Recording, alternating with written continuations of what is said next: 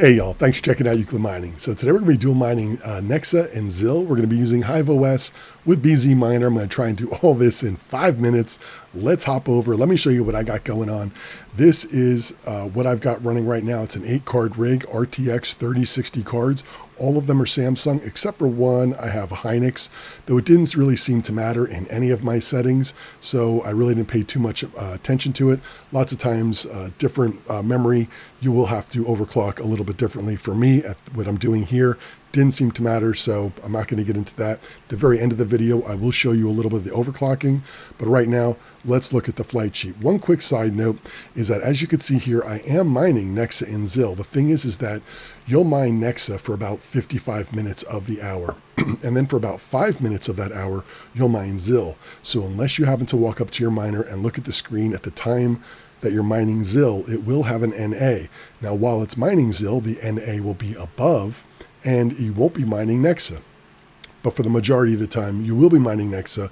So the only way to really see your progress is to go to the pool that you chose, put your wallet address in there, and you will see the activity. Remember, though, it'll probably take about an hour before you see any of that activity because it only mines for just a few minutes once an hour. That being said, here's the flight sheet.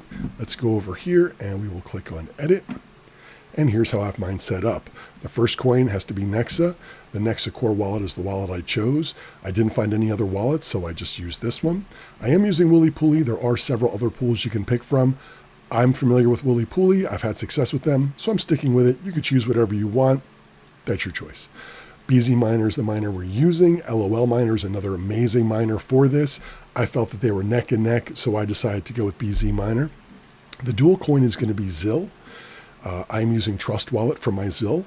I have also Crazy Pool for my pool. Again, there's several pools you can pick from. I chose Crazy Pool. I've used them before and had success, so I'm sticking with them on that one.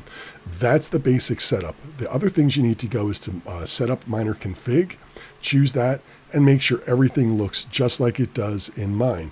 Now, I will say for the second coin, Zil, a lot of the things did not populate in here that I had to do. I did have to choose Zil for the algorithm. My worker, password, and pool URL did not pull through. So I had to put this in here. So make sure yours looks like mine. Now, if it didn't have anything in here, all you have to do is, say for the pool, is mouse over here and click on this, and it'll automatically put that in there. This will pull the URL from the flight sheet that you set for whatever pool it would be, or for say Wooly Pooly or whatever it might have been, Crazy Pool. It'll pull that information over and put it in here for you automatically by having this in. So all you have to do is just mouse over. As you can see, the worker name, same thing that we have right here, to pull the worker name from Hive. For this one, I think it's just called 3060. So it'll pull that over for the worker name. Do have an X for the password. And anyway, like I said, just make sure yours looks like mine. Should be good to go. Let's go down here to the extra config arguments. Now, I will have these in the description below, so you just have to copy and paste these and put them into your miner. The reason you're doing this is because you are dual mining. You're mining NexaPow and you're mining ETHash. So you do need different settings for the dual mining. That's what this is.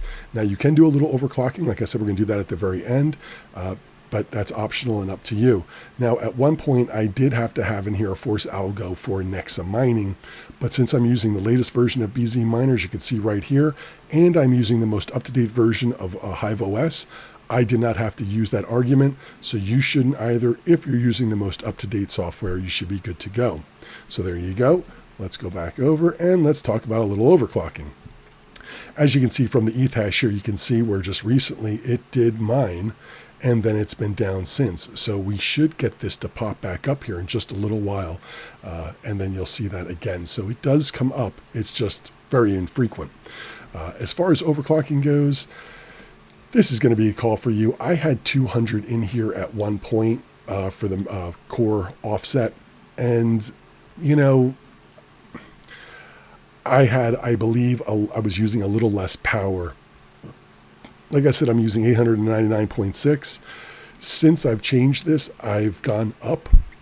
This was at 901 earlier, and now it's 908. So it definitely has gone up a little bit. I haven't rechecked it at the wall to see exactly how much it's gone up, but it's gone up here, so I'm assuming overall that it has gone up a little bit. So I'm going to go ahead and put my core settings back in here, of plus of the 200, and see if that helps with the power. And if that brings it down just a little bit more, I'll be grateful, because of course it's all about efficiency. But if you want to try this, I would start at 100 and go up or down by 25 and just play around with that until you find that sweet spot, and then stick with it there.